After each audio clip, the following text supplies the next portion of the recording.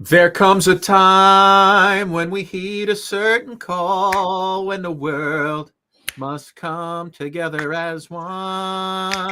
There comes a time when we heed a certain. Okay, lesson number one: when you're doing a talk show, turn your telephone down. Yeah, that's a rookie mistake, Phil. That's a rookie mistake. Well, we didn't hit the official start yet, so you're still good. Okay. Let me finish. When the world must come together as one. You know, when they did that was for Hands Across America, right? Yes, USA for Africa, 1985, I think. 84, 85. Yeah, the human population was supposed to hold hands and make an entire circle around the planet, Right. but I think they actually came up a few miles short. Came up a few miles. You mind trying to get that done now? We'd like everybody to hold hands. Did you see the governor of Florida yesterday yelling at those kids wearing masks? Yes, I did. And you know, I want to talk about that when Nick comes on because my God, I want to get his take on that. That was classic. What a jackwad that guy is. I mean, it was so funny, man. You don't have to wear those. Get those masks off. You don't have to wear those. It's like, this is ridiculous already. It's so great. It's so great. Well, listen, everybody's loading up. Show's loading up. We got a great show today. Nick Vatterott's coming up. A comedian. He's got this new stand-up special that he came out with at the end of last year on Amazon Prime and iTunes and Google Play. It's a really cool, like it's shot like a movie. Yeah. Really funny guy. Nick's coming up in just a second. And then Kirstie Kraus is coming up later on. She's a country music singer-songwriter, Philly kid, gorgeous young lady. Awesome. So awesome. Talented. And we roll along with some big shows. Yesterday, Scott Page from Pink Floyd was here. What a great guy. And just, you know, we just continue. Listen, this is we hit 2 years of this thing. 275, 280 shows. Which means we have over 550 guests that we've had on this program. That's a long time. We're becoming like the MASH of talk shows. And I'm going to show you where we are these days because we're on a lot of different platforms. But are you ready, my friend? You all shared up? You ready to start this bad boy? Let's do it, Scotty. I'm all shared up. Let's go. The Suki and Scott Show. This is one of the funnest shows I've ever done. Lady, when you're with me, I'm smiling. It's musical. It's magical. Suki and Scott, the Seven of Hearts. Woo!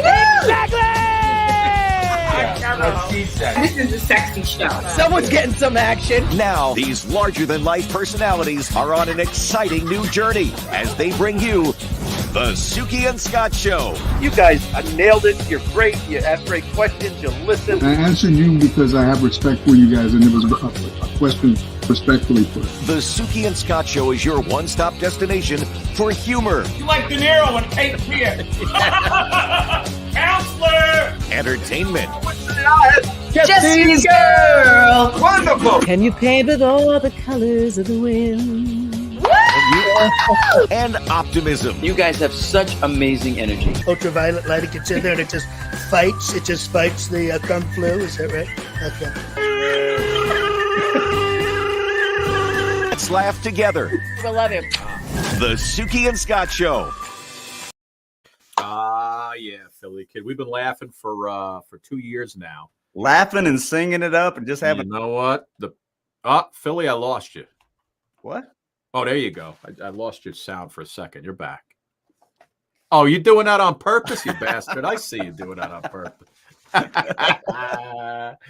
Yesterday, you got me on the Frozen thing.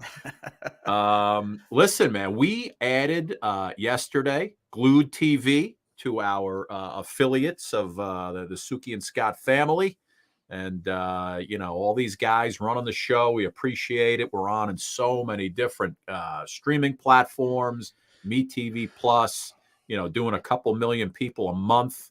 And it's just been, it went from this little hobby during the pandemic to this show that we can't get out of, Phil, even if we wanted to. I know. It's, Suki and Scott show is going to be everywhere. I picture a time when they make these futuristic movies, you know, when you have all these large digital billboards, and you're going to see the Suki and Scott show playing in the background with, you know, Steven Seagal and Van Damme, you know, doing their action movies. 97 years old, both of those guys.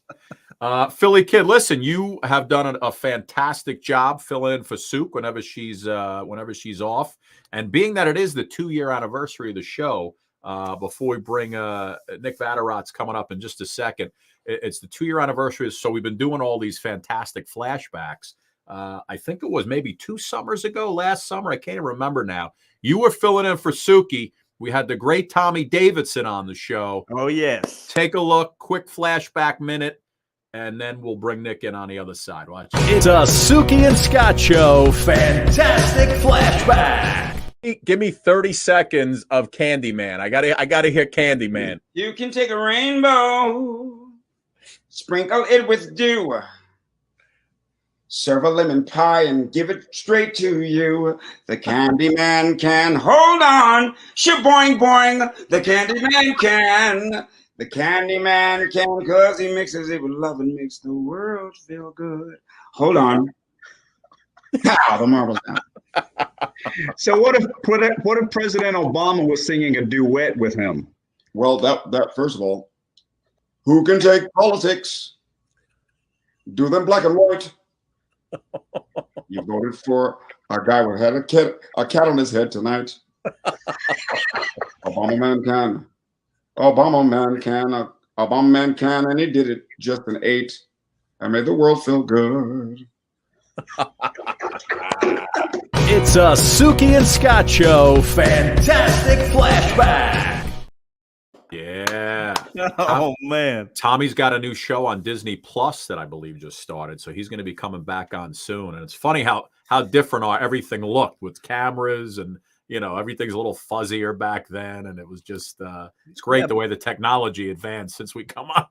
But I have noticed one thing. I think I need to update my background. Yeah, I've had the same broken clock behind my head now for 2 years. That clock's been 12:15 there since I know you.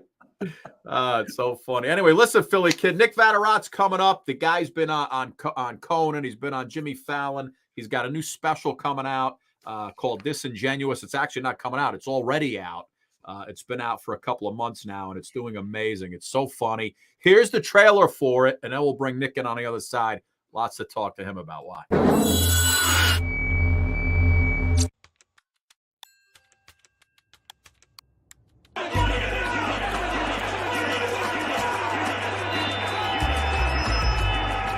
Nick Vatterott, everybody. I'm not. The ice is upside down. There's your global warming right there. If I got a little bit of time left, this guy was out busking outside, and I want to give him the rest of my time. Is that okay? Yeah. Sorry, I'm not as attractive as you, guy on the radio. Bagel is not a sandwich. Bagel's a sandwich. Bagel is a bagel. It's not a sandwich. Thank you very much, everybody.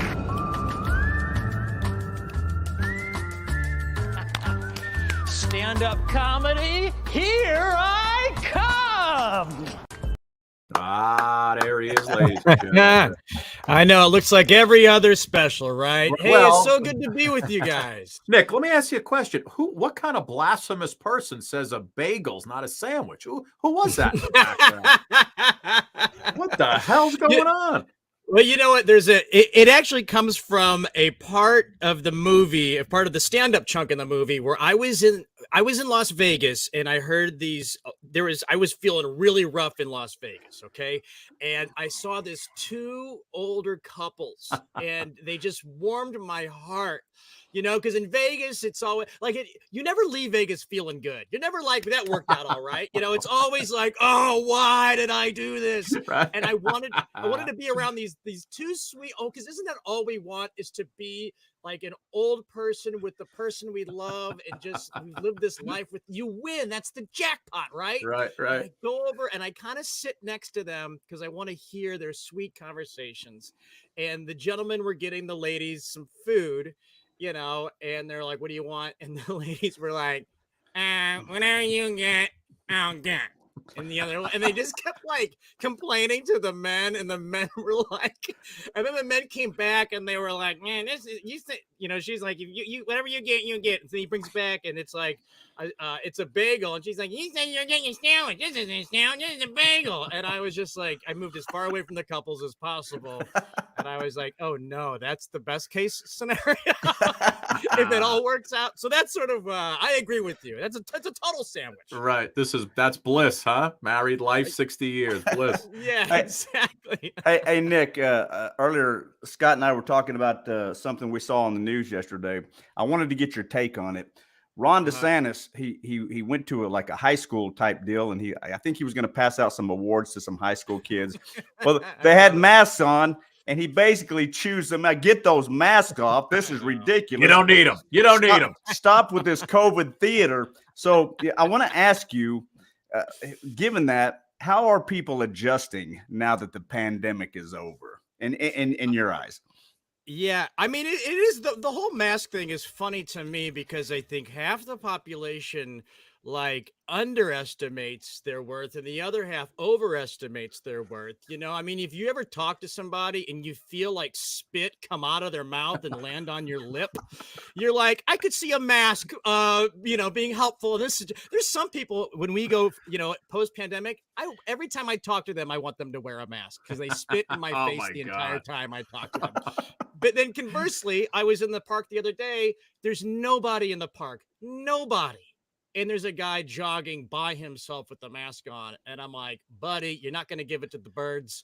I don't, so I feel like there's some in between. But yeah, as we move on from post-pandemic, which is interesting to me, is that a lot of people are doing this whole thing where like, I'm socially awkward. I'm still trying to figure out how to talk to people again. I'm having a hard. It's like, buddy, hate to break it to you, you were never good at talking. Right, and you never will. Everyone thinks they were like some sort of George Clooney, just being this social charming butterfly, and it's like, buddy, you were, like people hug. You ever see someone hug somebody, like when they're sitting in a chair from behind? Like people were doing weird. Like grabbing them in their face. Hey, what's going on? Who is How you this? doing, man? How you doing? Yeah. People are so awkward. I tell you, before pandemic happened, I was in a bar. This shows how awkward people are. I was in a bar. Bartender gives me a drink. She goes, if you need anything else, let me know. My name's Taylor. And the guy goes, Darklar? Like that's what she said her name was. Darla? Darklar. Okay. Oh, I know sometimes it's difficult to understand what somebody said, but here, if you didn't understand what somebody said their name was, here's a tip. Nobody's called Darklar. That's never a name. I feel like people were just never good at interacting, and I don't blame it on the pandemic. That is so funny. I know it's funny because last week I was in Barcelona, 9-hour plane ride. You have to wear your mask except for when you eat, and they feed you every half hour on the plane. And I'm thinking to myself, I could sit here and spread my germs to everybody while we're eating, but and nothing will happen. It's almost like either in or out. Keep them on, keep them off. Don't feed it. You know what I mean? But it's just, listen, it's getting better. Things are calming down. We went right from a pandemic into World War III, so that's good. We have a new thing to get mad about. I'm so it's insane. Man. It's insane. Yeah. The mask thing. I do think like. We need like 3 or 4 more pandemics and we'll finally have this whole thing figured out, like, and I also feel like the COVID was like a religion with a lot of people, like even with people's religion, they have like the overall religion, but then everyone has like their own kind of version of how they do it, some Christians are like, well, I believe this part, but I don't believe that part, and I feel like with COVID, like people had their own religion with COVID, like my thing was, I feel the masks, like if you're having a conversation with someone, I feel like it reduces, doesn't stop it, Doesn't, isn't one or the other, it reduces it. But if you're like, sitting on the plane next to somebody for 8 hours, I don't know what it's really going to accomplish at that point. It's good for 5-minute conversations.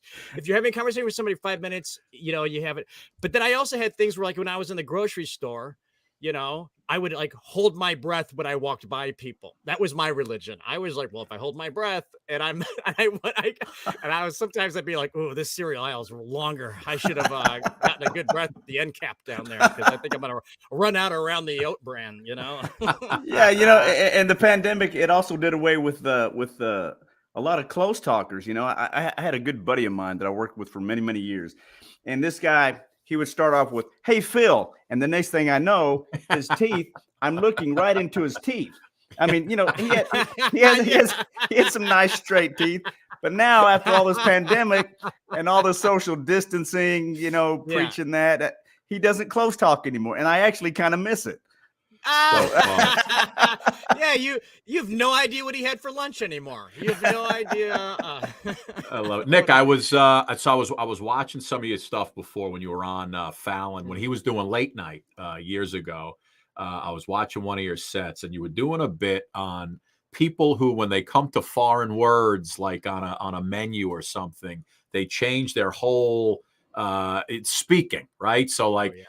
So I was saying, I just went over to Spain, and there's a bakery every 5 minutes, and and my daughter's into the croissants. So every time we went in, I'm like, and it would drive my wife nuts because I'm like, yeah, can we get one of these, one of those, and can we get a croissant, please? Or it's like, yeah, mix it in. We'll get a little a little paella for myself, please.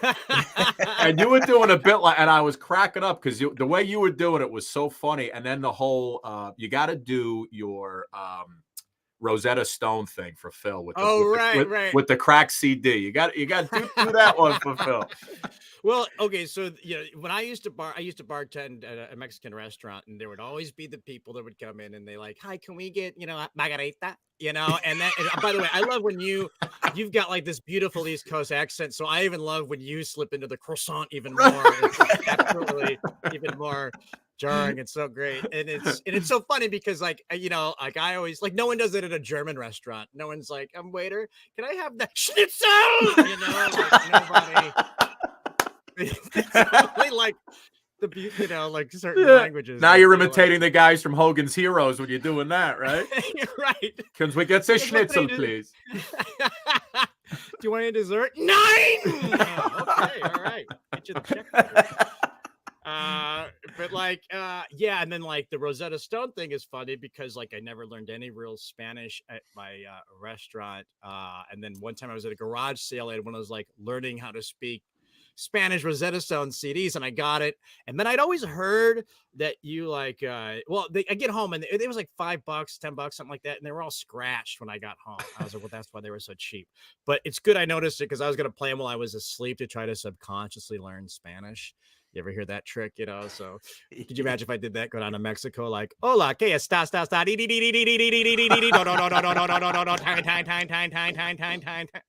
croissant. Wait a minute, it's not even the right language. That's so funny.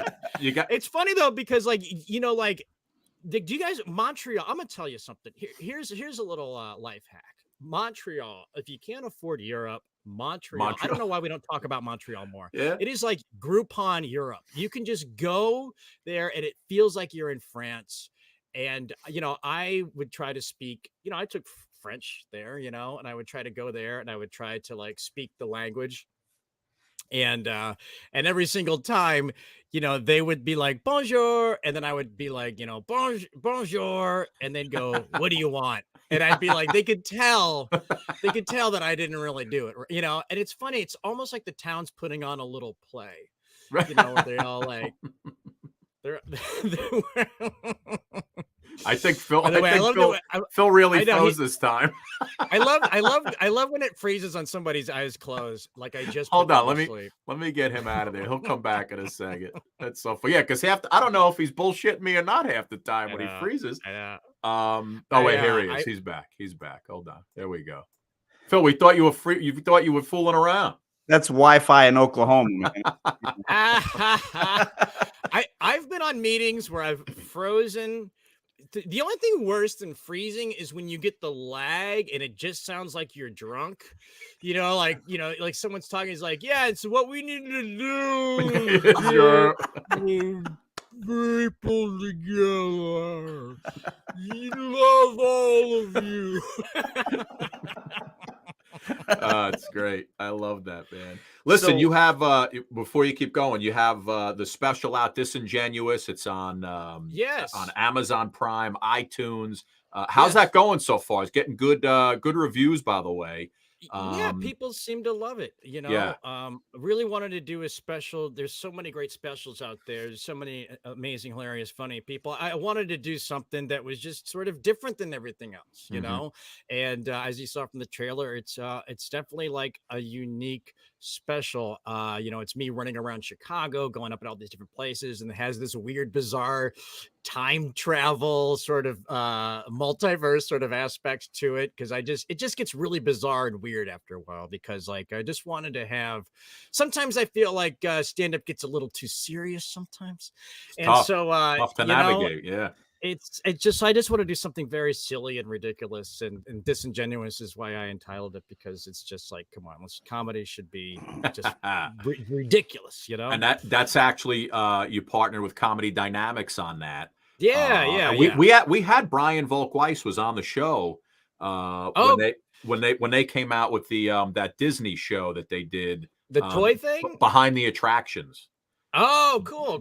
Brian was They've on been with great, helping to get the word out. They've been behind like so many great, amazing comedians. I feel like Gaffigan works with them all the time, and so it's been really it's been great. It's been well received, and I really hope people check it out, because it is sort of like when you're not on one of like the big, It was funny. Like I was, Biden in State of the Union address last week was talking about how like the farmers they get screwed because there's only like 4 meat companies in the entire United States, and like I feel like that with like comedy, there's like 4 places you can go, and if you don't go to one of those 4 places, you're really out on your own. So if anybody could support sort of independent comedy, that would be awesome. Yeah, no, it's great. It's beautiful. Oh, I go ahead. No, I was going to tell you that, speaking of I was watching some of your videos and your appearance on Jimmy Fallon, and the part you were doing your monologue, and you forgot your joke, your next joke. Dude, you had me so fooled, and I was feeling so bad for you until you brought out that gigantic set list. I genuinely felt so horrible for you at that moment, because I thought, how did I miss this? I never saw this before. Well, people should check out the Jimmy Fallon clip. And I don't know. I don't want to pooch it too much, but like, I kind of do a bit where I forget my set list on live television, and what's amazing is Jimmy Fallon was he was amazing. He kind of set the audience up. I had never done TV before, and they go, he's like, "Ladies and gentlemen, Nick Vatterott," and then all of a sudden he goes, "Stop!" And I'm like, I'm like, you're about to jump out of an airplane, and they're like, hold on. I'm like, oh my gosh, and then he went out to the audience, was like, "Hey, this is this first guy's first time on TV, and if you it would just mean the world to me if you guys just supported him," and he really juiced him up pretty great. It was so awesome. That's great. And then I get out there and I pretend to forget my act, and they were so supportive of me. I felt bad. I don't know how all these YouTube prankers do it, because I just feel so bad. When you try to pull something over someone and they're supporting me even more. I'm like, oh my gosh. Man. That was pretty fun. Genius. I saw you come out. On one, and I was so excited because I love when comedians play instruments, and they you come out with the guitar. You're like, "Ladies and gentlemen, I'd like to play a song for you," and the whole guitar just breaks in your hands, and you're like, "Ladies and gentlemen, I'd like to tell you a story." It's really very good. Good stuff, man. So good. My whole act is just pretending to almost do comedy. Almost do it. So I mean, obviously you are killing it in the business. What kind of jobs did you have before comedy? What What did I you mean, do? like, waiter was like the big thing, like, and it's so, that margarita and CD skipping thing was like those. I almost had too much. I had to quit waiting tables because I had just 2 hours of like, waiting table. All you do is just sit there. A lot of times when people are like, "Where's my waiter?" I'm in the back writing down jokes that I writing came down the up with, jokes. I mean, that's where I am. It always kills me like, because you just get so much material from people when they're just like, "Hi, excuse me, waiter. I want something, and I don't need anything. I don't need anything with the face." It's like, yeah, nobody does. Okay, we take the face off.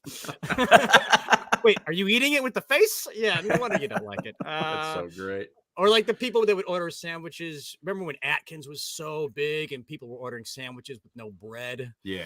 The Like Atkins bread's diet. their problem, like it's from all this bread, it's like some of it's cake.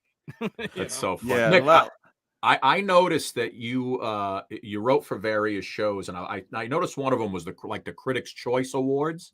Yeah. What's that like writing for? Listen, there's so much pressure on whoever's hosting is either going to get praised or lambasted for their jokes. Right. How different is that writing for yourself than trying to write these quick one-liners, on an award show like that? Oh, I mean, it's incredibly tougher because like comedians can sort of cheat. Like we can, I feel like a stand-up comedian is basically going up on stage and it's a highlight reel of the 45 minutes funniest things they've ever said in their entire life.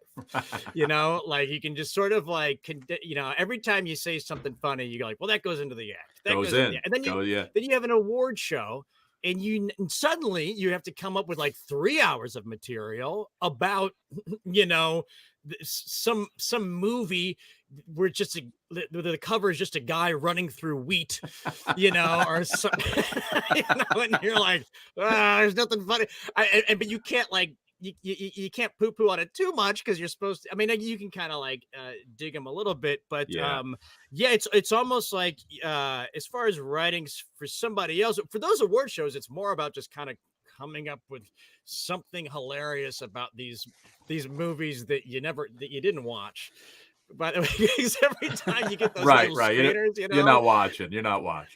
It's like, another period piece thing again. But you're writing with other people in the room, right? Yeah. And everybody's putting in their ideas. So when you put in one of your ideas, are you like, oh man, I hope is this gonna be funny, guys? Is this funny? And they kind of they either love it or crap on it. So that's got to be when you're doing your own material, you're like, all right, I'm gonna say this, see if it works. But you got to run it past everybody's doing this group thing. Absolutely. Right. That's got to be a little. It's nice to have people because otherwise, because you don't have a writing team for yourself. Right.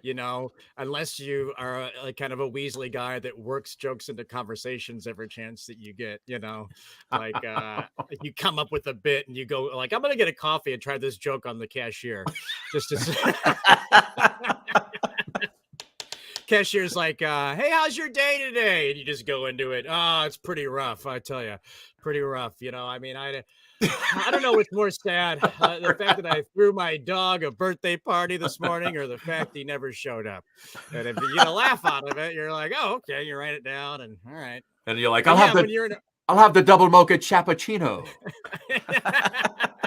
Extra chapped. Extra chapped.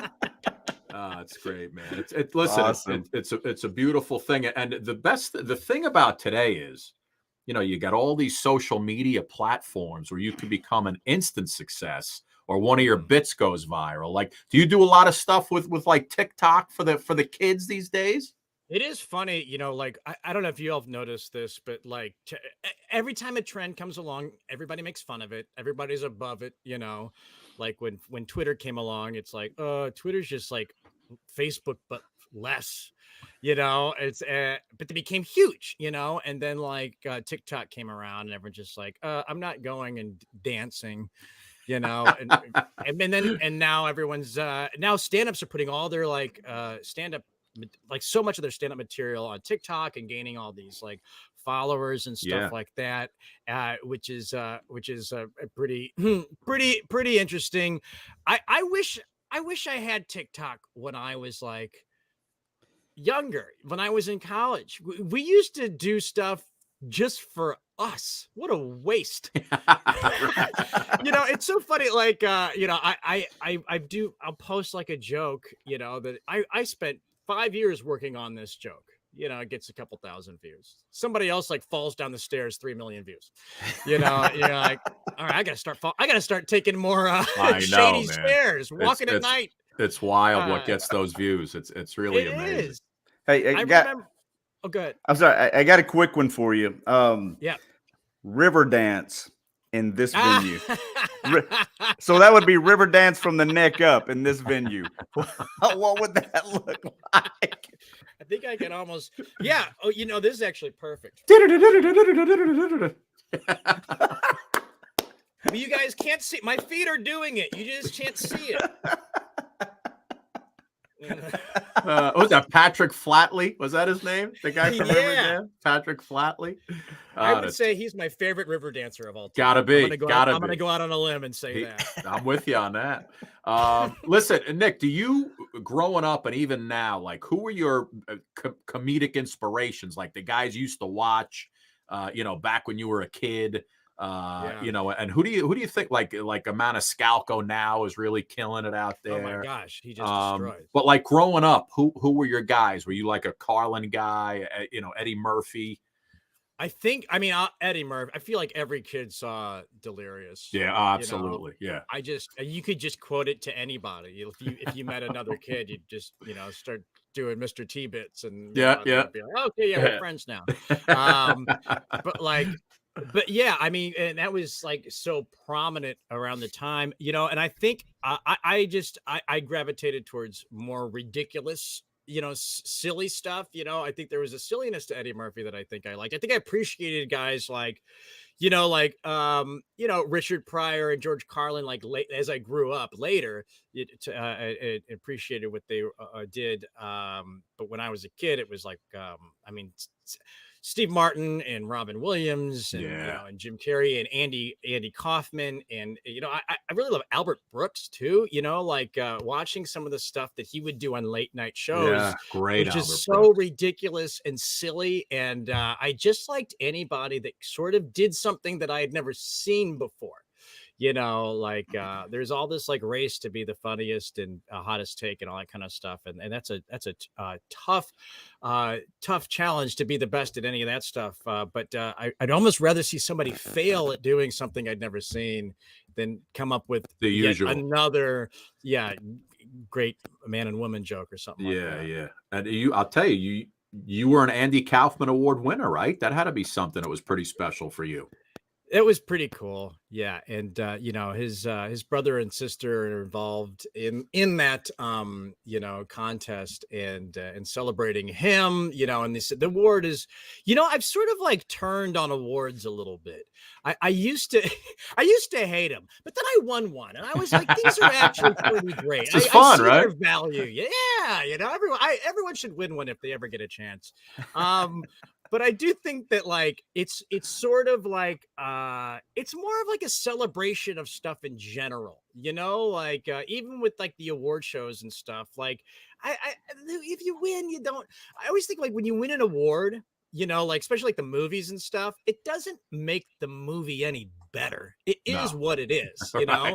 And so like the people who lost, theirs isn't any worse because they, it's just sort of like a way to celebrate everything that's happening. And the cool part about the Andy Kaufman Award is it was like a way to celebrate like a lot of like unique people, like Reggie Watts and Kristen Shaw or other like past winners, and sort of celebrate and also encourage people to sort of push the box, that's not the term. Push the envelope. Be outside the envelope. That's what I think outside the envelope, push the box. Outside the envelope and push the box. Wait, now I'm talking about why my mailman destroys all my mail every day. He's doing it wrong. That's so funny. Yeah. So that was a very cool thing. There's actually a part in Disingenuous that sort of came from the Andy Kaufman Award. There's this part in the special where I sort of I I get frustrated with the audience and I blow up at them and I tell them they don't appreciate what I'm doing and that they will never, and I repeat, never see me here again. Yeah. And then I keep forgetting things and I have to come back and get the thing and it's real awkward. That's so funny.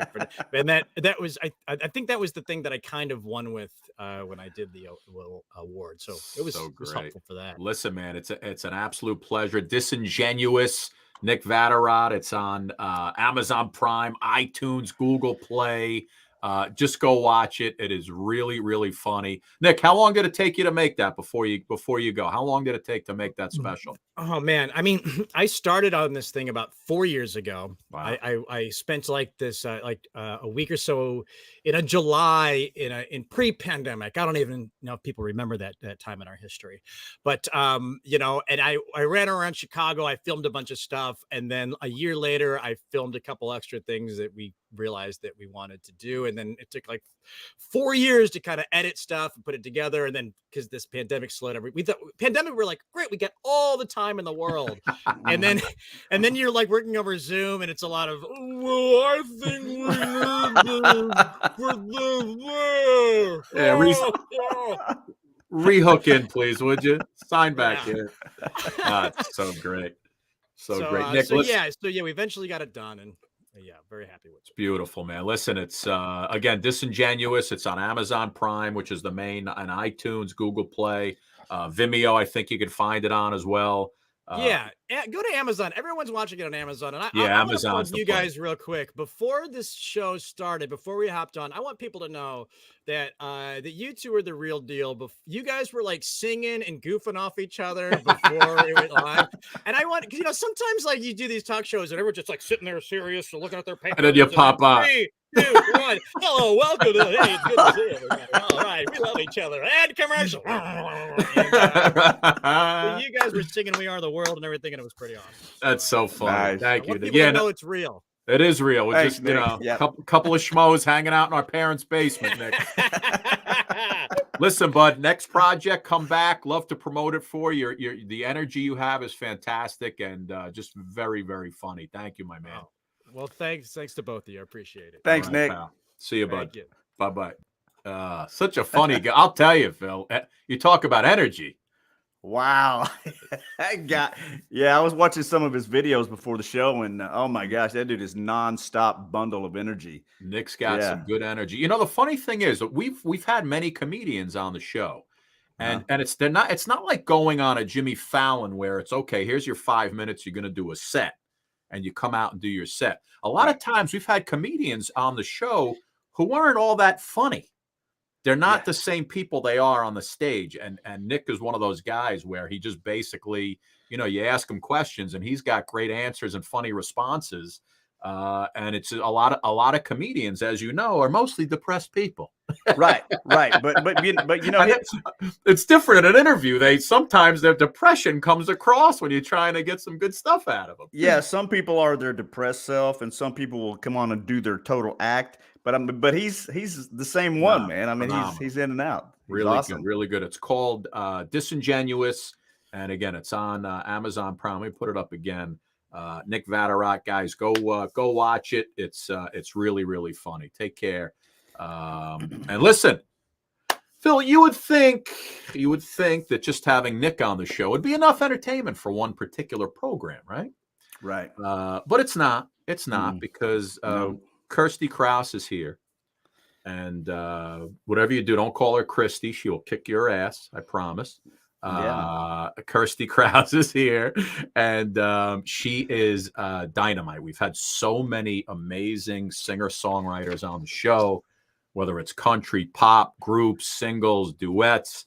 You know, we've had the famous ones on, right? The Richard Marxes of the world and all those guys. Sophie B. Hawkins, right? We've had so many big names on, but we've had so many talented people who are using the online platforms and live music to build up their brand. Yeah. And she is one of those people who has just built it up amazing. She's in Nashville, one of my favorite cities. And she's got the voice, she's got the looks, and she's just phenomenal. Let me show you a little bit of Kirstie Kraus, and then we'll bring her in on the other side. Hey,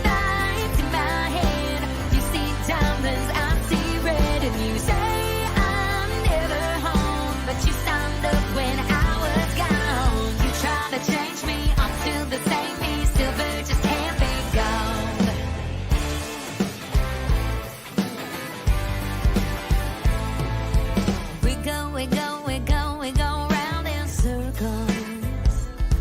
My mama said, honey, you shouldn't be jumping hurdles. Love ain't supposed to be this hard, though once we start driving us apart.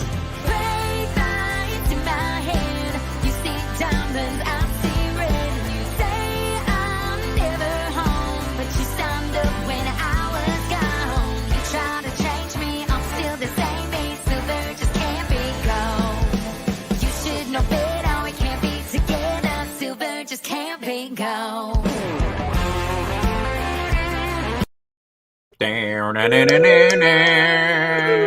Kirstie, how are you, young lady? Oh, I'm doing so good. What a lovely intro. Thank you so much. Nice. So nice to have you. Now you're in Nashville right now. Right now, I arrived 2 nights ago at That's a 2:30 in the Florida house. morning in That's a Florida house. Yes, it is. And we're That's opening sick. like the window, the whole door window thing. We opened. Yeah. And there's a pool and the canal, and I feel really lucky right now. Look at you. It's probably like 80 degrees, right? Yeah. Yeah. I'm like, 80 should I degrees. say that out loud? Yeah, it is. Hey, guys. Listen, welcome aboard. We kind of met because we had, I guess, one of your friends was on recently, right? My bestie. Like, Your best friend. We two, you know, this is our first time going out on the road together and really hanging out for an extended period of time. And we made it 22 days in Florida this last time, and we just got along great. She's so type A, but so chill in the same way.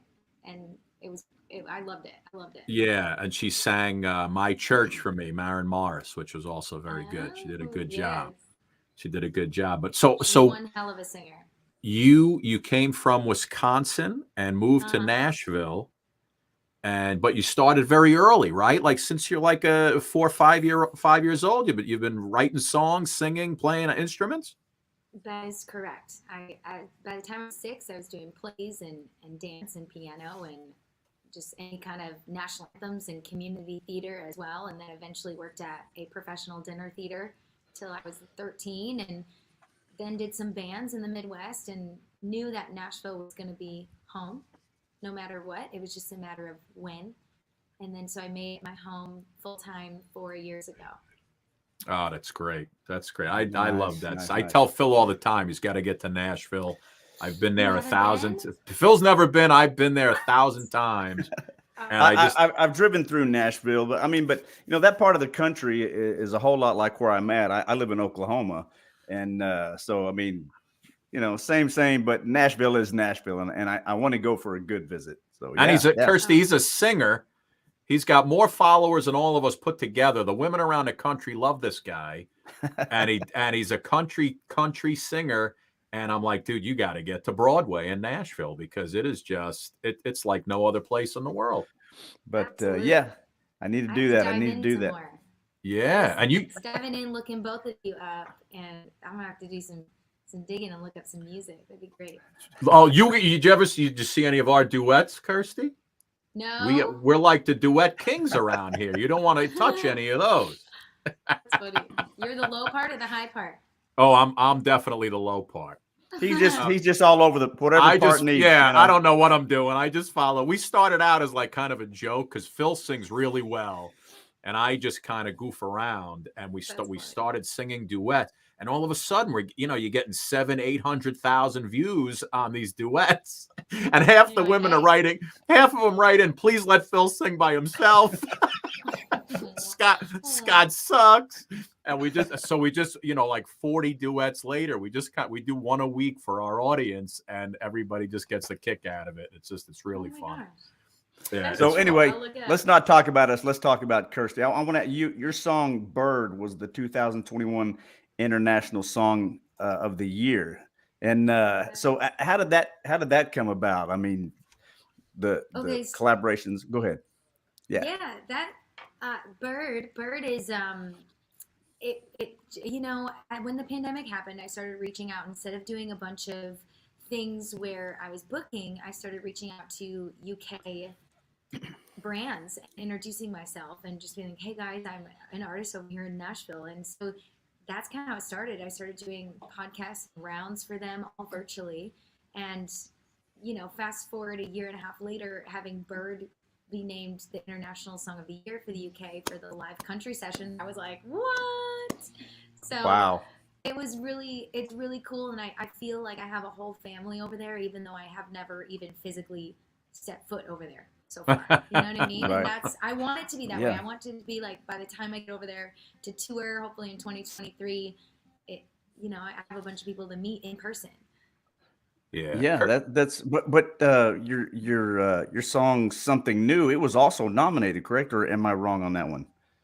Something New was not nominated because it wasn't out yet. But right before I came live to this show, I got a notification that it is #1 on She Wolf Radio, which is a radio station that really supports female artists. Wow. Nice. Yeah, Nice. just literally just a second ago. So I was commenting on their Instagram post and just being thankful. Nice. And when did you come out with that song? It's very recent, right? That's your latest tune? Yep, it was January 14th. But I wrote that song when I was in the middle of being here full time and like moving my stuff. And it was, one of those songs that just kind of, it's very rare for me to write in the moment, like when it's happening to me right at that time. Right. Because a lot of times I like to process it a little bit, but it felt right. And I was starting something new. I was moving to Nashville. I was looking at some of your song titles like Delusional and What Love Does. Do those songs come from experiences that you've had in relationships, like crappy experiences that you may have gone through, younger, your younger self?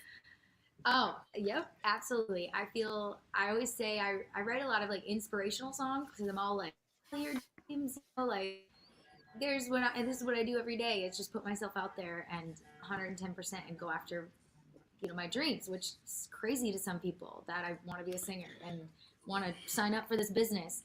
And then I write relationship songs, the good, the bad, the ugly, all of it. Those are the two things. Those are kind of like the two main buckets that I sit in. Yep. When Scott told me you were going to be on the show, I've been listening to Kirstie Kraus music all day.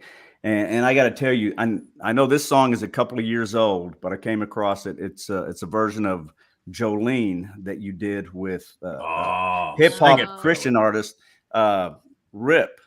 And and I didn't know what it said featuring you with Rip, and I'd never seen that before. I'm like, what is this? And you're singing Jolene, and I'm like, wow, I'm getting goosebumps, and I've still got goosebumps from it. And then he added his 2 cents into the song. I'm like, wow, that was just beautiful, beautiful music. I mean, how did that collaboration come about? Yeah. Well, first off, thank you. That was on the teetering edge of how, if I should do that, if I should touch a Dolly song like that. But I'm so glad I said yes. It was actually a DJ that we were mutual friends with in the Madison, Wisconsin area. And he reached out to me and was like, would you be interested in like being the female country singer and doing the chorus of this song? And I was like, let me see all the lyrics. Let me see what he's doing. And I was kind of really questioning myself, like, should I do that? But I'm so glad I said yes and went ahead with the opportunity. And it's just been fun, so much fun. And I think I'm going to perform it with him live for the first time, like May 25th, that Friday of Memorial Day weekend at World's Largest Rock Fest. Yes. Nice. It's Nice. Yeah, when you're on Broadway in Nashville, you will hear Jolene 37 times at least in one night in every bar you go into, right? You are right. That and Tennessee whiskey. Tennessee whiskey. You're as smooth. It's so funny. Tennessee whiskey. That's Phil's main tune. That's what sent them viral. This guy. Really? Do you want to do a little, Kirstie? You want to sing something? Yeah, I would love to. I think in spirit of us being down here and got some here for Music on the Bay and the Florida Strawberry Festival and the Crazy Country Women's Festival. I'm going to do a Florida song for you guys. Are you guys cool with that? Nice. You do whatever you like, young lady. Okay. Anything you want. I wrote this last year. I was hanging out in Florida for 9 weeks doing shows last winter. And it's called Florida Days and definitely inspired by a lot of people that I met our experiences. Nice. You wrote this one. You wrote this yourself? I wrote it with one of my favorites, Joe Sly, and just via Zoom when I was in Florida. Great. Yeah. Beautiful. All right. So The I'm floor gonna is introduce yours. you guys to Brady. Can you Oh, look at you. I didn't know you had somebody with you. Oh, nice. Brady is What's my. up there, Brady? You guys, this is Brady Lee, and he's my Hi, Brady. teammate right now, and we Yeah. were just in rehearsal. So I was like, let's do this song. Let's do this song. Nice. Sweet. Light it up. I'll put you guys up full. All right, let's go.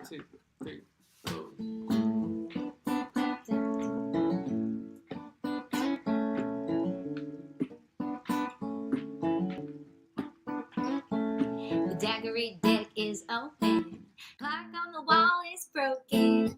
It's everything we were hoping. I got a healthy dose of Bob Marley. I got the clear water so sparkly. Another postcard of a sunset right before our eyes. Everything orange and tan. Gentle breeze. Coconut trees floating out at the open sea. You and me on an endless beach. Anytime's alright with me. 'Cause summer days are good days when they're Florida days. Florida days, yeah. Grab some ice at the Circle K. 'Cause we're gonna be boating all day. Captain looks like Chesney. Yeah. Slow it down for the waves. 'Cause we don't wanna spill our drinks. Straight cruising or putting along. From Marathon to St. John, everything orange and tea. Gentle breeze, coconut trees floating out at the open sea. You and me on an endless beach. Anytime's alright with me. 'Cause summer days are good days when they're Florida days. Thank you. Florida days, yeah. Open up your sails and let the four winds blow you wherever they will. And if you're lucky still, they'll bring you to a paradise where everything's orange and teal. Gentle breeze, coconut trees floating out in the open sea. You and me on an endless beach. Anytime's alright with me. 'Cause summer days are good days. Summer days are good days. Summer days are good days. They're Florida days. Florida days, yeah. Florida days. Florida days, yeah. Florida days. Woo! Nice. Yeah, thank you, Brady. Nice. Thank Very you guys nice. so much. Nice. All right, we'll give him a camera break. I was just. Oh, Brady could stay. He could stay if he Brady wants. is mega talented, and I will talk to you guys about maybe having him on the show. 'cause Oh yeah, Yes. absolutely. I tell you We'd what, love that's to. why he's just fantastic. That's why I Brady have needs him. his own segment with a little action. He's welcome to come on. 100%. Absolutely, 100%. yeah. Cool. So Cheers, I, guys. yeah, I understand you actually host a podcast called Backstage Pass. Tell us a little Yes. bit about that and some of your guests that you're able to get on there. Oh my gosh. So the Backstage Pass started just like an interview like this. And they ask a question. And like, if you weren't doing music like your whole life and want to do that, what would you do? I was like, well, I mean, maybe something like you're doing. I don't. And that got his wheel. He had already had his wheels spinning. And I said that. And so he's like, let's talk after the show. So I got asked to be a host. And we just we had a red carpet event, and now we did our second event in person, and that was Country Radio Seminar.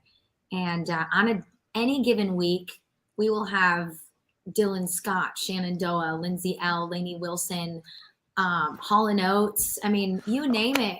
It's a whole big spectrum of people. And wow. I love being able to be introduced to new talent, but then also sit down with people and interview that just tell the stories. They get into the details. They're veterans, and it's so cool to hear everything. And I'm really glad I said yes and dove right in. Now, Nice. when you get a couple of celebrities like Hall & Oates, did were you nervous the first time around? I know, because we have our notes. Like right off camera, we'll be like, have our notes. It's like in person. My first red carpet event with them, our first live event. I was nervous, and I remember like, what if someone's walking at me and I don't know who they are, or like I'm not, like I gotta get used to what happens in that moment. And then of course, because it was my first time in person, I wasn't doing very well as far as like moving the mic back and forth. So I'd be talking and being like, hi, blah, blah, blah. Oh. So it took me a second to get used to not just virtual, That is so funny. Kirstie, would you like to see some real singing talent before you sing your next song? I mean, yeah. I'm going to show you 30 seconds of just pure gold. You ready? Uh-huh. No. Watch this. Take a look at this.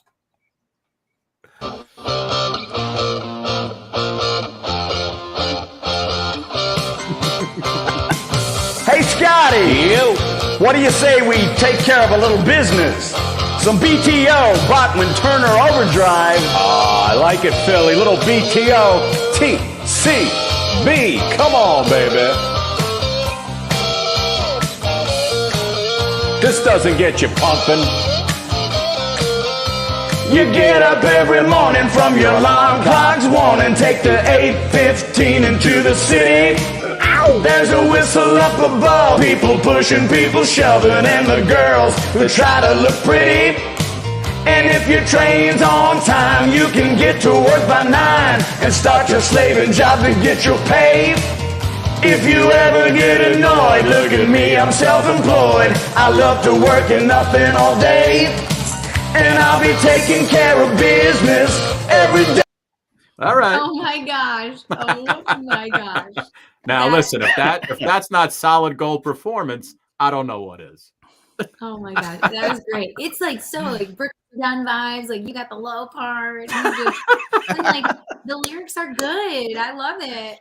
And What like, I tried, taking care of business. Good song choice. Yeah, yeah. We've done them all. I Will Survive and It's Raining Men. Just whatever.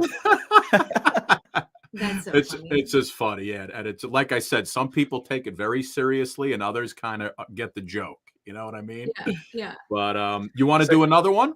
Yeah, I'll do another one. What do you want to do? We were just doing a song that it's on the record. I'm about to drop the record. That's the next move, is 11 songs on this album. Wow. And this is a really sassy song on it. It's pretty drivey and lots of guitars in the production, but it's called If It Were Worse. And this song in general just says, I'm kind of hung up on this mediocre relationship. And if it were worse, I'd be able to break up with you. Now, is this from like a real relationship that you had? Yeah. Really? Yeah. So like, it's kind of awkward, when you date someone, you write a song like this and you're like, yep, that's about you. And now are you, and I'm going to pry into your love life right now. Are you single right now? I am. So when you write these songs about people that you have been with, do you still talk to these people? Like they know that you're writing a song about them, or you just kind of like, I'm going to write this song, I'm not going to say a word? Most of the time I don't give people a heads up. I just write about the experiences. But yeah, I mean, I talked to my producer, ex-boyfriend, Zeev. He's out in LA, and we talk all the time. I keep him in the loop of what's going on with the career stuff, and he's about to get married and has a family, and that ended well. So we we support each other wholeheartedly. I will always be a fan of his music and his writing and what he does production wise as well. Nice. It's hard not to, you know. All right, you know all all, right. you know all the words. All right, go ahead, let it ride. Let me hear. What's it called? The name of the song? If It Were Worse. If It Were Worse. Okay. Uh-huh. Go ahead. All right. Come here, Brady. All right, I'm back. Brady, get in there.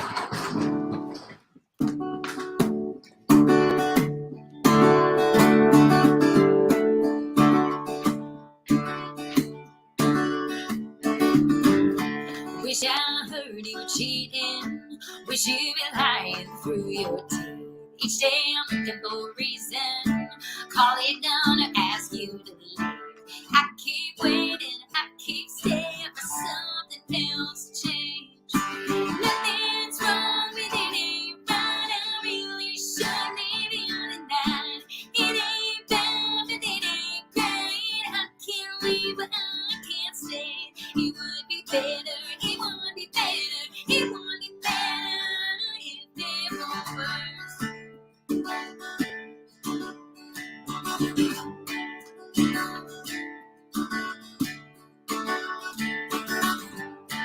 All alone after a long day, in the mail another save the date. Kind of couple you don't want to hate, yet I'm here with your dirty plate in an empty place.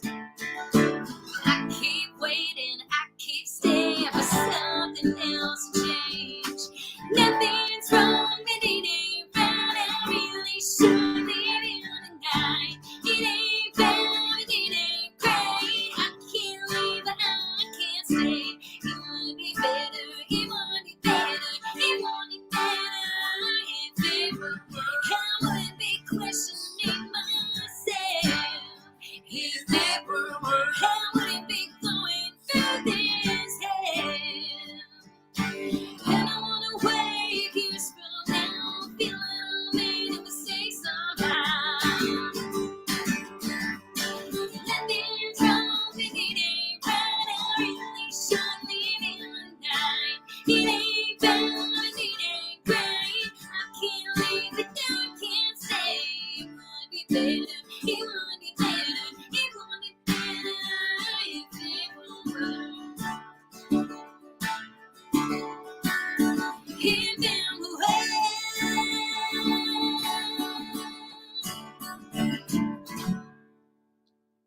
Woo! Nice. Thank you. Very nice. Who do That people song tell you is you sound so like? sassy.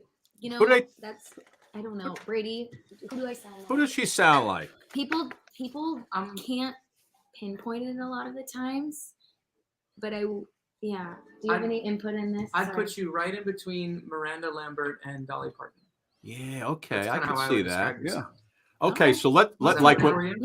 when Crystal was on, I heard like in my before I had her sing it, I heard her You knew. singing Maren Morris, My Church. So Miranda Lambert, and if you don't know the song, tell me. Can you do Mr. Tin Man? You know that song by her? I think she wrote that about what's his name, Blake, right? Hey there, Mr. Tin Man. You don't know how lucky you are. I've been spending your whole life wishing for something bound to fall apart. By the way there, Mr. Tin Man, if you don't mind the skies, you can take mine if you want to, but you'll never want to hide. Something like that. That's a I- lot listen- of verses all mixed together. But on I the spot, think- I could. That's it. Kirstie, I think I need to be your manager. I think I found your tune. Let's I talk found it. about that. Listen, That's beautiful. Do you sing? Do you sing that when you're on Broadway in the clubs?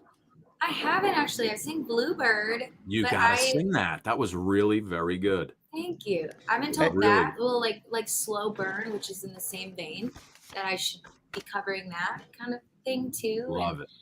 I don't know. Some people have told me that my music is kind of like a happy Stevie Nicks. Like if Stevie Nicks went Yeah. real See that? happy. I can see it. Yeah. I can see it. And- Absolutely. Yeah, I was watching some another interview with you, and I understand that there may be some yodeling in your history. Oh, No, of you songs. yodel. How did I miss that, Philly kid? I don't, Oh wow. Yep. I had a VHS tape, and I learned to yodel at 8, and I was doing like competitions where I was like Cowboy Sweetheart and cheesy dance moves with the little fringe dress. I mean, the whole thing. Now, I got a challenge for you. I'm gonna do about 20 seconds. Oh, light it up, Phil. Okay. And then you do about 20 seconds, okay? If you want to. If you want to. I can try on the spot. It's been a long time. Yodelay, yodelay, yodelay, yodelay, yodelay. Challenge. Give it up. Give it up in the class, you guys. Oh, There's Jesus. the comments. Wow. Let me see.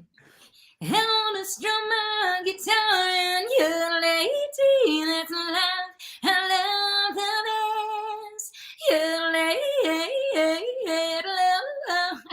Don't even want to finish it. Jesus Christ. Brady's like, really? Nice. Very good. It's been a long time, but I really leaned into like the break and the back, and that's Right. Great. That's my version of yodeling, I guess. I gotta ask you. I gotta ask you about something else. And if you don't want to answer it, just say let's talk about something else. But something to do when you were appearing at a place in Nashville called When Pigs Fly, and a certain canine. How do you find these things? You're like really digging. We do deep dives. This is great. I can talk about it. It's fine. Me and big dogs, I for whatever reason, I get like kind of scared around them. So I didn't think that dog was going to target me. I for sure thought as it was heading towards the stage that it was going to get my partner and like my musical partner. And like, it was just, this dog came up on my shoulders from the back and just was full on humping me. And Really?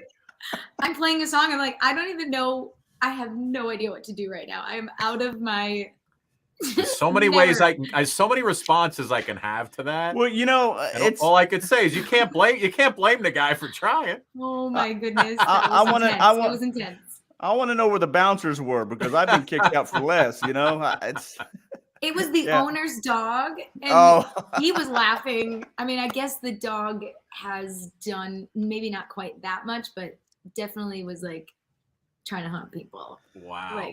But he straight up on his back legs, put it on my shoulders, and I'm like, holy he's cow. bigger than me. And I was like, I don't know what to do right now. I just don't know what to do. He just, he appreciates your music like we all do. Yeah, like I may have to go find that. You should check out that place though. It's really interesting. What cool, is that on Broadway? It is. It's not on Broadway, but it's just south of town, and it's a garden center, and they have a food truck and beer and this whole like cool setting. It's really unique. Yeah. Beautiful. Nice. Beautiful. Do you, Kirstie, before you go, is there like, I know you just did Mr. Tin Man, but what's like the main cover that you always love to perform? Even as you were getting into the business and you were perfecting your craft, was there a song on the radio growing up or even now that you always love to do from one particular artist? I mean, yeah, I would say this kind of, it's out of like genre of country, but I definitely cover a lot of outside of country and then leave the country for when I sing. You know what I mean? Like, sure. Oh, does that sound weird? Absolutely. Yeah. So it's like, I do like CCR. Yes. Bad Moon? Not that one yet. All right.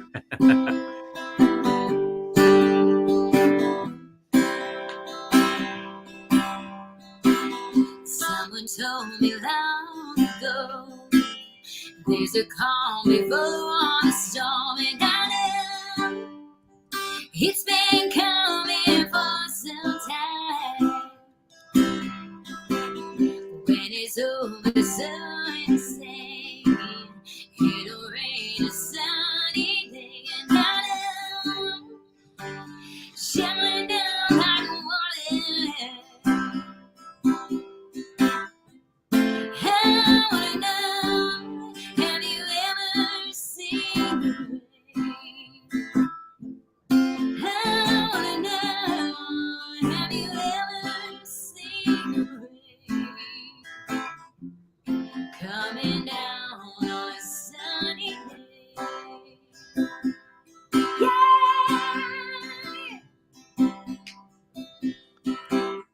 Yesterday and days far.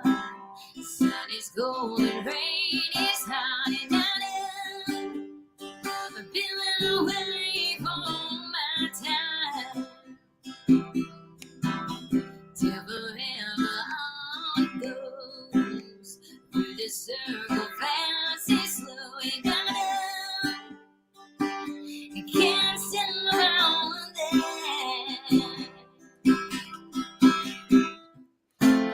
How I know, have you ever seen me? How I know, have you ever seen me?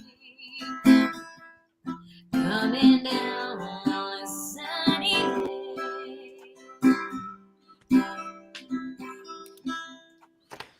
A little bit of it. Nice. I hope Nice. that like hearing a little bit of snippet. That's kind of the stuff I love. Yeah, no, that was Like great. And you had, REO yeah, and like all and you just by you singing Like it, you turn it in, CCR. you turn it into that country. Wait, did you say Ari? Did you say REO? Yeah, I'll cover them. Like Little REO Speedwagon? yeah, Little heard it from a friend who heard it from a friend? that's what I'm talking about. That's Oh, what I'm give me talking like about. give me 30 Nice. sec. Give me 30 seconds of that one, Kirstie. Okay. And then we'll stop making you work. I know it starts on G. Let me see here. Heard it from a friend. There you go. who heard it from a friend who heard it from another you've been passing around. You say you got a boyfriend, you're out there every weekend. They're talking about you and it's bringing me down. And I know the neighborhood talk is cheaper when the story is good, and the tales grow taller on down the line. But I'm telling you, babe, I don't think it's true, babe. Even if it is, keep this in mind. You take it on the run, baby. If that's the way you want it, baby, then I don't want you around. I don't believe it, not for a minute. You're under the gun, so you take it on the run. Wow. Yeah. So You're making up your white Making lie. up your white lies, putting on your bedroom lights. Yeah. Wow. Yeah, you got that perfect voice. It's great. If it's Really soulful, I'm in. If it's like, like just lots of feeling in it, and like really love the cheesiness of the 80s. Of the 80s. Ah, it's great. Like honestly, I perform at a church and it's called the Center of Spiritual Living. And when I do, I'll do all kinds of stuff. I did Nothing's Gonna Stop Us Now by Starship. And I was like, yeah. oh yeah, I'm here for it. It was just stuff like that. I like to put myself on the spot often. And yeah. That's great. If you ever watch Access TV, always has like the top 10 countdowns, 80s love songs, 80s this, 80s that, and it's just and they interview people in the middle, and it's just absolutely, yeah, absolutely, it's great. It's cool. Well, listen, the new song is Something New, and it's available on every platform. Kirstie Kraus, Kirstie, listen, you are fantastic. Yes, you got a great thing going, a great career ahead of you. Just keep doing what you're doing. And, keep plugging away because, eventually the talent cannot be denied. I really thank you for saying that. I don't have a choice at this point. Music has always just been, I just have to do it. So I got to make it work.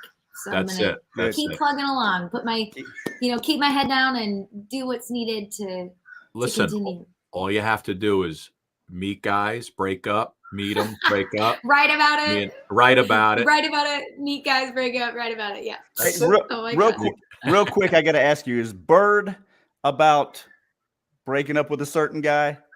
Bird was actually about meeting somebody, and they did not treat me as a human. They kind of came off.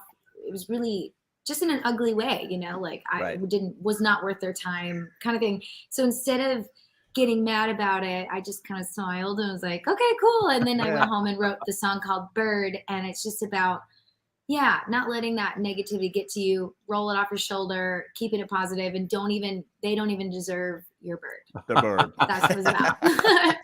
Nice. I love it. Kirstie, thank you so much. Listen, you and Crystal, you need to come back on together one of these days when you guys are out on the road. Yeah, that'd be great. She's flying in on the 7th and joining me for that second half of the tour for shows and stuff. And I literally adore the crap out of her. Like where's the tour? Level. Where's the tour? Where are you guys headed? All in like the Tampa area just this time. So I am playing the Florida Strawberry Festival on Monday, which I've heard so many things about. And now to say I get to play it is really cool. And Port Charlotte, I'm going out to Port Charlotte, which I've never been to, that area. So yeah, Sarasota, Tampa, Bradenton, Port Charlotte, staying in this vein for this time. Nice. Beautiful. Listen, best of luck. Keep going. Thank you. Give me Brady's information. We'll get him on next time. Totally. And we'll make him do a little work for us too. I Kirstie, love it. Thank you so much. Listen, enjoy Nashville. Maybe I'll see you on Broadway one of these days in one of those amazing clubs. And, if I'm in town, I'm playing. I'll be I'll be yelling at you from the audience, probably drunk as a skunk, but it'll be great. Totally fine. And thank you guys all for tuning in the comments. We see your comments on the side, so we appreciate it. Kirstie, thank you so much. Thanks, Kirstie. Enjoy and best of luck to you. All right, guys. I appreciate you so much. Thank you. Take care. Bye-bye. Philly's so talented, huh? Wow. Beautiful young lady, beautiful voice, just awesome personality. And she's going to go far. I was going to say, well, you know, what lunatic dates her and breaks up with her so she can write a song? I mean, what are you breaking up with her about? It's crazy. Yeah, well, you know. Listen, my friend, amazing show. Nick, Kirstie, a couple of great guests. Do you want to finish us off, Philly Kid? You got anything left in the tank? You want to finish us off with a tune? Or you want me to? Or I could just hit. A little freedom call. Let's do a little freedom call. Want to go freedom call? That sounds good. All right, my man. Listen, we will be back next week. We got amazing shows. We'll rebroadcast this one. Philly and I will do a couple duets in the next couple of days. We love you guys for watching. Tell your friends, tell your family, and share the show so everybody can take a look at it. And we give you the Grammy-nominated Freedom Call, ladies and gentlemen.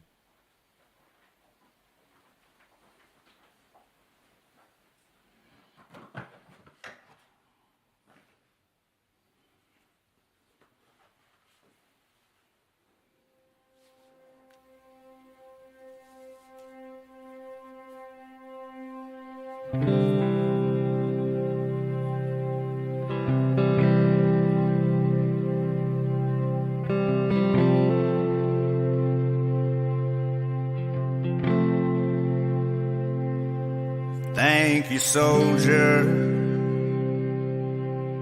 for your noble sacrifice.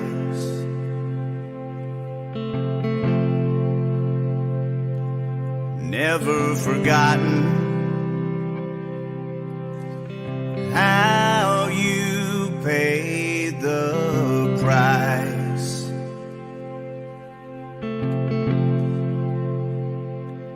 Our freedom is a strong one, paid with sweat and blood, tears and dirt. On the field it turns to mud.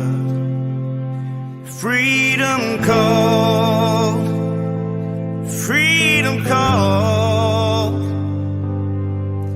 and the chosen ones were ready. Freedom called, freedom called, and the chosen ones came running. Thank you, mothers, for sending us your cries and feel the heartbeat in your chest. Freedom called, freedom called, and the chosen ones were ready. Freedom called, yeah, freedom called, and the chosen ones came running. Thank you, soldier, for your noble sacrifice. What do you say we take care of a little business? Some BTO, Bachman Turner Overdrive. I like it, Philly. Little BTO, TCB. Come on, baby. This doesn't get you pumping. You get up every morning from your alarm clock's warning, take the 8:15 into the city. There's a whistle up above, people pushing, people shoving, and the girls who try to look pretty. And if your train's on time, you can get to work by 9 and start your slaving job to get your pay. If you ever get annoyed, look at me, I'm self-employed. I love to work and nothing all day. And I'll be taking care of business every day, taking care of business every way. I've been taking care of business, it's all mine. Taking care of business and working overtime, work out. Hey, Phil, how come I'm bundled up in a sweatshirt, freezing here in New York?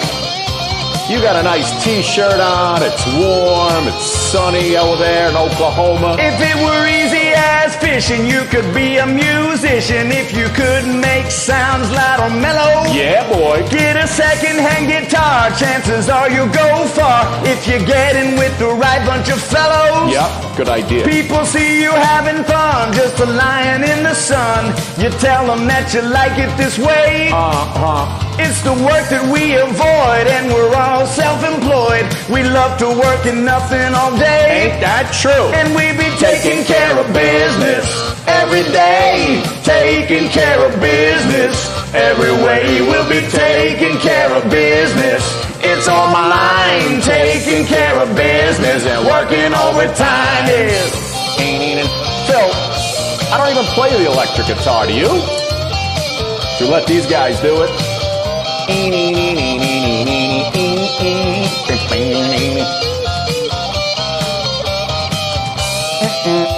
Woo! All right.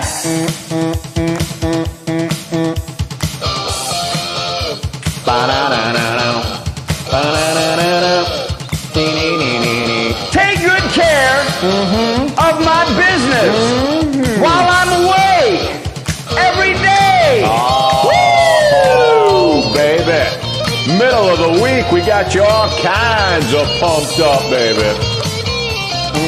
Hey, Phil, I didn't realize there was so much guitar solo in the song. You get up every morning from your alarm clock's warning, take the 8:15 into the city. There's a whistle up above, people pushing, people shoving, and the girls who try to look pretty. And if your train's on time, you can get to work by 9 and start your slaving job to get your pay. If you ever get annoyed, look at me, I'm self-employed. I love to work and nothing all day. And I'll be taking care of business every day. Taking care of business every way. I've been taking care of business, it's all mine. Taking care of business and working overtime, work out. Taking care of business. Taking care of business. Taking care of business. Taking care of business. Taking care of business. Taking care of business every day. Taking care of business every way. Taking care of business, it's all mine. Taking care of business, working overtime. Taking care of business, taking care of business. Finish it up, Phil. We be taking care of business. We be taking care of business. Taking care of business, Scotty.